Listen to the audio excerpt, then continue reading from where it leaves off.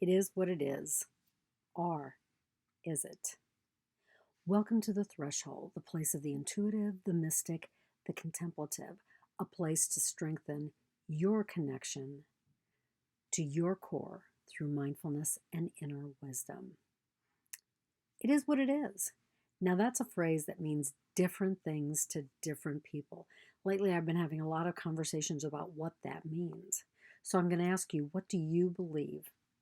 Let's talk. It is what it is. Some people believe that this is a statement of defeat, while others believe that it is an objective statement of life that holds the possibility of growth. Now, where's the truth? Is it one or the other? It could be both. I think it depends upon how you see life. Is life dynamic and ever changing, or is it static? Can you live to your best self, or must you live within the narrow constraints that you find yourself in? Gosh. And sometimes that's a hard choice to make.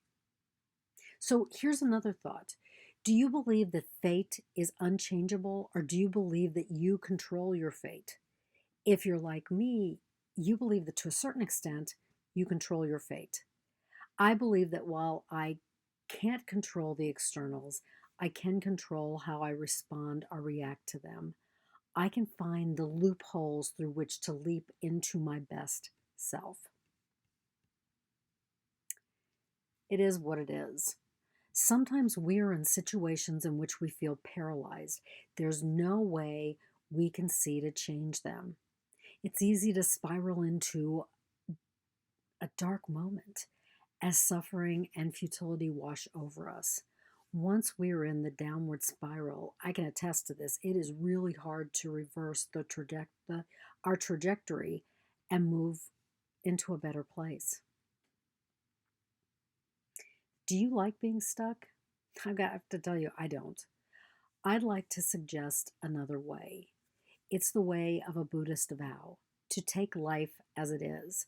This vow invites us to identify the suffering in our life and move from this dark place to a place of healing through compassion. So, taking life as it is not about complacency. It's not about giving up. No, within this slogan is the energy of compassion swirling in our being. It's waking us up to possibility. It lifts us out of the darkness and into hope.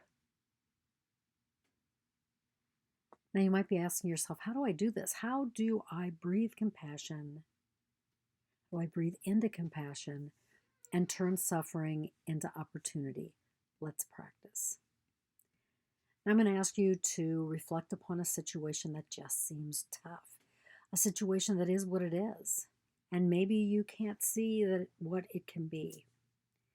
It's a situation that isn't as you would like it to be, a situation in which you feel stuck or just trapped. So I'm going to ask you to just reflect upon that, get quiet, and let that wash over you. Don't attach to it, just let it be.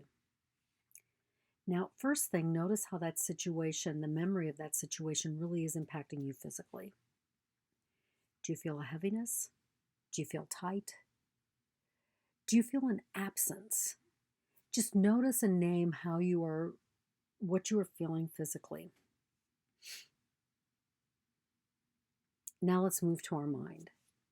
Thoughts, images, memories, those things that are mentally drawing your attention. Again, notice what's going on in your mind without judgment. File that away with what's happening physically. Now notice your emotions. What is crying from your soul about this situation? Be with what your soul is saying to you. Again, it's not about judgment, it's about noticing. File that with what you discovered with your physical and your mental. And now I want you just to key into how you're feeling energetically or spiritually and name that without judgment as well. You might have to go back and take more time than what I'm giving you in this session, in this segment of my talk. That's fine as well. And you might have to come back 2 or 3, 4 or 5 times just to discover the nuances of what you're being told. So I'm going to invite you to breathe into what you notice. Go to any place within your being that feels tangled by life as it is. And this is important. Sit in that silence. Ask for guidance how to release suffering. You might ask yourself, what one thing can I do to release my suffering? And listen to the answer. And be open to this answer not happening right away. It might take a little while to come. And the next thing I'm going to invite you to do is to really breathe the light of compassion into your body. Feel the tangles beginning to let go as compassion permeates your being. Invite peace into your being, knowing that even if you don't know the answer, know the opportunity of it is what it is, you will trust that you will discover it.